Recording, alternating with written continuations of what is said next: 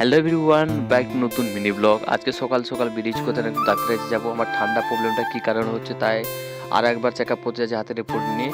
একটু ডাক্তারের কাছে একটু ভালোভাবে জিজ্ঞাসা করবো ঠান্ডা প্রবলেম কী কারণে হচ্ছে। আমি এখন আছি আমাদের আরপুরা বাজারে আছি। আমি বাস ধরে যাবো কোথায়, সোজা যাবো আমি ডাক্তারের কাছে যাব। এখন আমি বর্তমানে আছি আমাদের মানে বাস স্ট্যান্ডে আছি।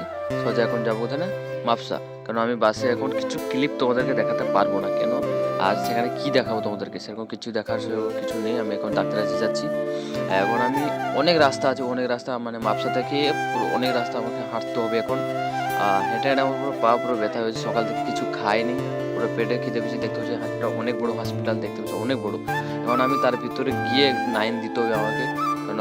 সেখানে আধার কার্ড দিয়ে দেখতে পাচ্ছি 9 আমার সব কাগজ হয়ে গেছে। কী কী দরকার আধার কার্ড এগুলো বাথরুমে আমি একটু পোস্ট মারছিলাম। কেন? এখন আমার পুরো ডাক্তার দেখানো হয়ে গেছে।